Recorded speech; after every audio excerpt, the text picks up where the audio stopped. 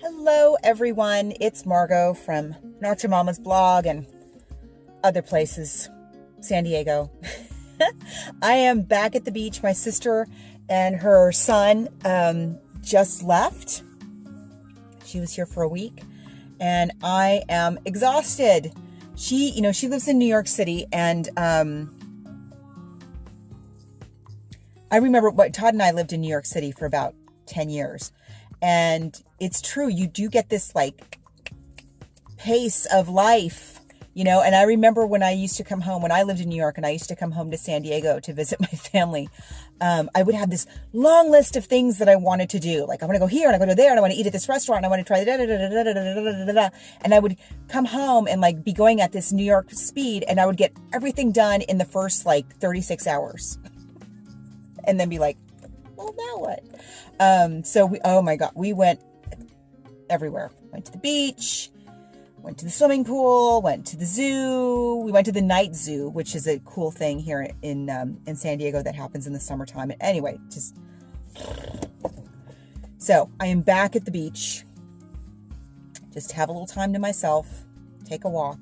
But I wanted to do this tag before I forget, because it's just the sort of thing that'll slip my mind. So, Love from Fit to Love Me tagged me. This is the interview tag. Let me pull up the questions here on my tablet. Okay. It's sort of YouTube. It's YouTube related.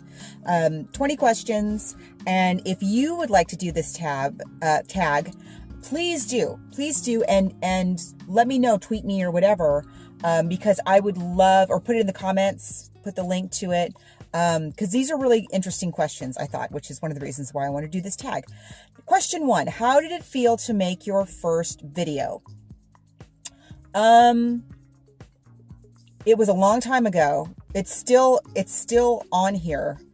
I forget even how many years ago it was, but it felt surprisingly easy, I want to say.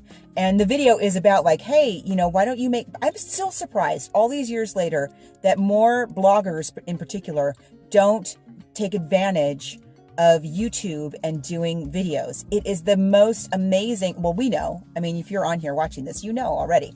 But it's such a great tool that you have available to you.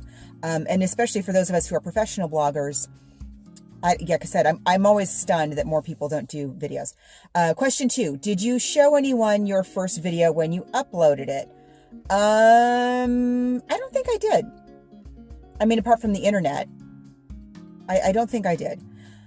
3, do your family and friends know about your channel? Yes, they do. I don't talk about it very much. They know about it. They watch it sometimes, and it's funny because like I don't talk about it. And every now and again, somebody will bring up, like they'll say, oh, how was your sister's visit? And I'm like, how do you know my sister visited? Because they saw it on here. So it's always weird. 5, did anybody think you were crazy for being a YouTuber? No. That was easy. 6, how and why did you choose your YouTube channel name? Okay. So my YouTube channel name is actually just my name, Margot Porras. And that is because I got a YouTube account when YouTube very, very first started. I don't even remember when that was, how many years ago that was now. And back in those days, I was setting up my YouTube channel. I think you had to set up a YouTube channel in order to make lists of channels to follow people, and which I think might still be the case. And so I didn't think at the time, I didn't imagine that I would be making YouTube videos. So stupid me uses my name as my YouTube channel because I never thought that I would be doing this. So yeah, I'm kicking myself. And at the time too, my blog, Nacho Mama's blog, this is way before that. So I'm glad I didn't name it something, I had other blogs that I was doing it's a long story, but I'm glad I didn't name it something related to that. But, so I've gone through love-hate things with the name of my channel. I actually have a channel alias that's Nacho Mama's blog. So if people look up Nacho Mama's blog on YouTube, they can find me. But yeah, I for a long time I was really mad that I didn't think ahead. But now I'm totally fine with it because this is me, and I don't what you see is what you get. I don't put on like a persona for YouTube or for my blog or any of my social media channels. I was just at this, at the Fit Blogging Conference, and I was in a session and we were talking about YouTube and we were talking about Snapchat, and which I'm not a fan of, by the way. The racist filters was a real turnoff. But I was surprised, all these people who don't do YouTube, because they're freaked out about it. I don't know why, but they are.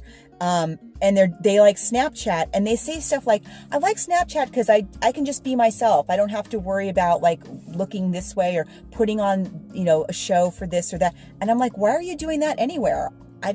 What? I don't get it. So like I said, so now I'm kind of comfortable with it being just my name. That's fine. I don't have a problem with it now. 7, what have you gained from being a YouTuber? Number 1, friends. I've met incredible people through YouTube. That is the great power of YouTube. You guys know, like I said, if you're watching this, you know this already. And I've been really lucky to meet a lot of my favorite YouTube channel people in person. And I love YouTube. And it's a great tool for collaboration. I like YouTube, and I'm a social media professional, so I've tried all the other things. Periscope, I was like sick of the trolls and the blocking, and I can't even talk to you because I'm dealing with these weirdos over here. Ugh. And like Snapchat too, I don't know. It's not for me. I like this. We're communicating with each other. I'm watching your videos. You're watching my videos. We're commenting. I have found the most amazing life enhancing products and ideas from you guys. I can't say enough about YouTube. I absolutely adore it. 8, are you interested in doing giveaways? I do giveaways all the time. Companies approach me all the time to do giveaways, which I love doing. But I have to tell you, most of the time I say no to the company because it's something that I'm not interested in using myself. And so why I can't pretend to be enthusiastic about it and share it with you. And, or it's just something that's totally irrelevant. Like for some reason, because I am considered in the blogosphere, I'm considered a mom blogger. I get a lot of baby offers, offers to give away baby related stuff. And my kids are 13 and 8. So it's not like, yeah. So let's see, where was I? How do your kids, okay, that was confused about this. 9, do you allow subscribers to send you gifts? I don't have a PO box yet. It's something it's been on my to-do list forever and ever. As soon as I have a PO box, I will absolutely share it with you guys. I would love to get, mail from you. I send, if somebody has a PO box, and especially if a YouTuber is going through something challenging and shares that with us on YouTube, I like to send them a card or something to their PO box. So I will let you know. It's something I've been meaning to do, like I say, forever. 10, how do your kids feel about him, her being on YouTube? I don't understand this question if it's about my kids being on YouTube, which I really don't put my kids on YouTube, or how do they feel about me being on YouTube, which is they actually think it's really cool because they could, now my daughter's 13. So any day now, I know she's going to be like, Mom, you're embarrassing me. But right now, they happen to think it's cool. They're both way into YouTube. And my son always says that he wants to be a YouTuber when he grows up. That's what he wants to be when he grows up. And he's always asking me about it. Like, can you really make money doing this? And all this stuff is really cute. So they think it's awesome. 11, how do you choose your topics? You guys know me. I just talk about whatever's going on in my life or running through my crazy head at the time. It's not that hard. It's whatever I'm dealing with. I don't keep an editorial. I never have on my blog or with the podcasts or any of that. I don't keep an editorial calendar unless I'm working with somebody else, like a company or like when I co-host Book versus Movie with Margot. Yes, we sort of schedule things loosely, but for the most part, I really keep it loose, because if I tried to stay with the schedule, that wouldn't go well. 12, would you consider collaborating with others to make videos? Yes. 13, other than makeup and fashion, which I don't really watch YouTube for makeup and fashion. I have a few people like Natalie the Beauty Diva and Rockstar Mom. I have a few people I watch for beauty, and I've gotten a Carol from the Oh Carol Show. I've gotten fabulous tips from them. Lori, from Lori 428, Lori Beth 428. I love them, but I don't mostly watch fashion and makeup on YouTube. Fashion, I like to I like to watch fashion shows from the 70s and 80s and the 60s, whatever old fashion shows that I can find on YouTube, like old runway shows for Halston, or like, that's what I like to watch fashion wise. I don't watch fashion vloggers on YouTube. It's just not my bag. But other than that, speaking of bag, I am like way into the what's in my bag videos these days. It's a little bit of an obsession. Where am I? 14, have you ever uploaded the wrong video? No. 15, which do you prefer filming alone or with others? Filming alone. Yeah, filming alone. I mean, I haven't done a lot of filming with others. I'm not going to rule it out, but I'm used to filming alone. 16, you don't have to give names, but are there any YouTubers that just irk you?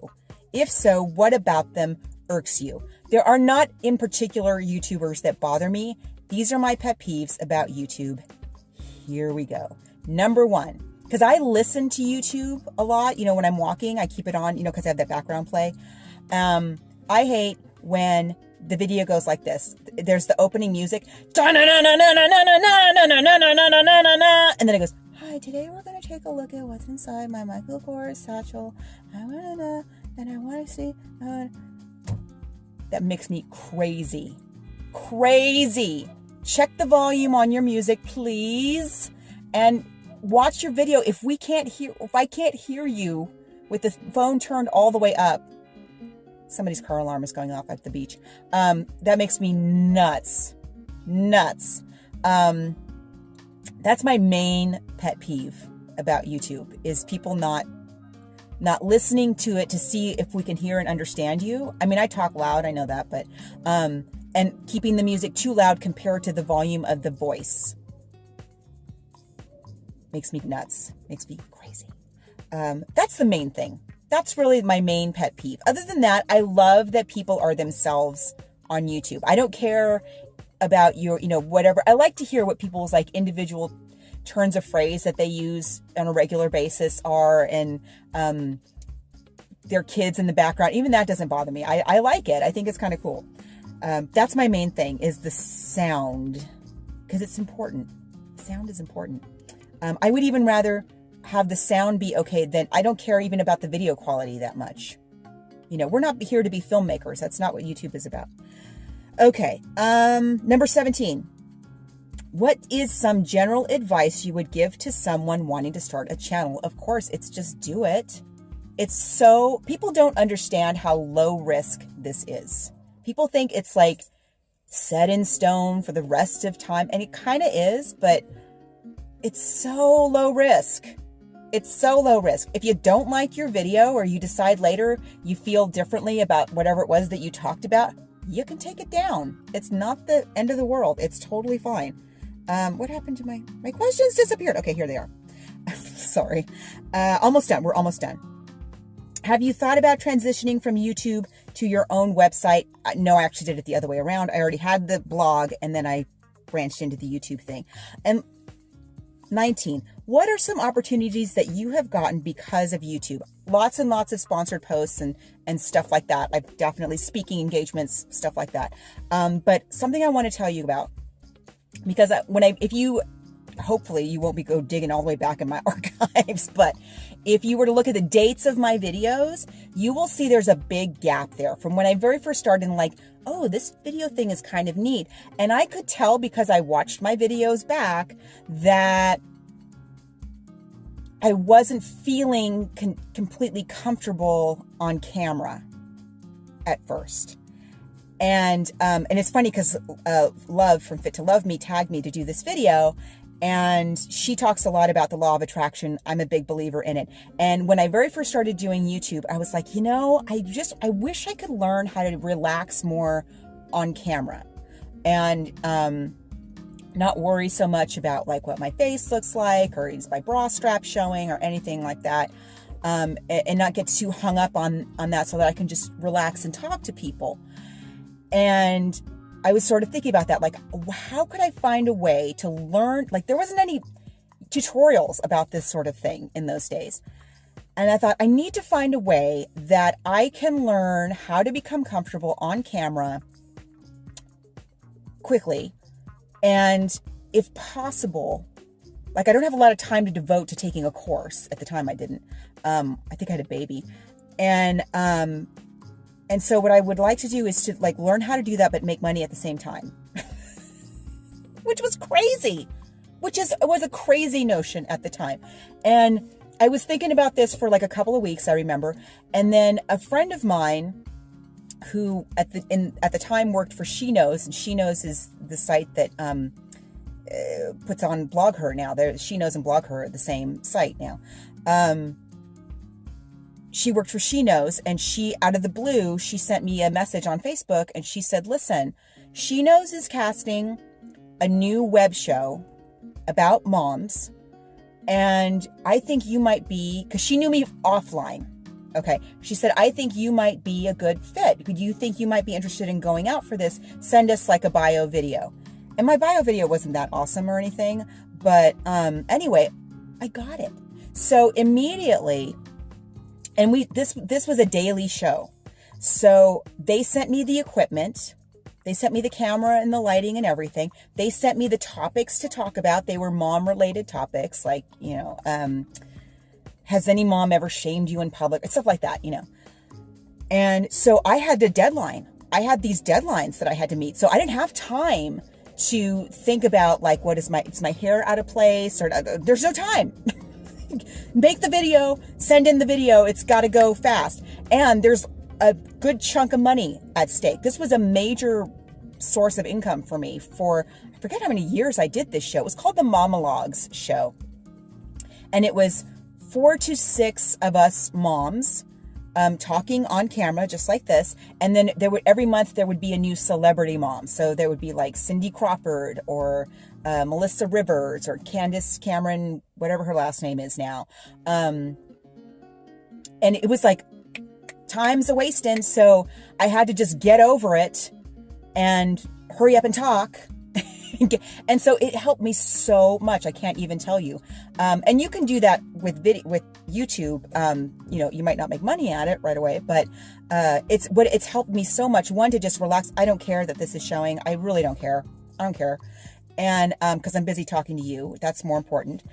And the other thing it has helped me do is, because the videos were either 1.5 minutes or 3 minutes, it helped me learn how to, in my mind, keep track of what I'm saying to make sure that I can get my point across in a short amount of time. And that's another little pet peeve I have about YouTube, is sometimes people take forever to get to the point. Forever. You know, it'll say in the title, like, how to meal plan. How I meal plan. And we're 18 minutes into the video and you have not mentioned food once. You know, there's another little pet peeve. So YouTube has gotten me some amazing things because they saw my YouTube videos. I think I posted that bio on YouTube. I might have, but anyway, yeah, I've gotten some amazing things out of YouTube. I can't even think of them all right now. 20. This is the last one.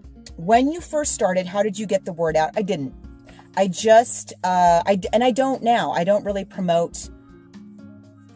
I don't really spend a lot of time and energy marketing myself or my blog. I've really just let it go organically. And doing YouTube, I will only sometimes, I will post YouTube videos on the blog as a blog post. When I upload them, they automatically share on my Twitter feed. Once in a while, if it's relevant, I might share it on my Instagram feed. That's about it. I don't have the energy or the time to be like sending out press releases and all this other stuff that some bloggers do. That's just not me. And it's not fun for me. So I don't do it.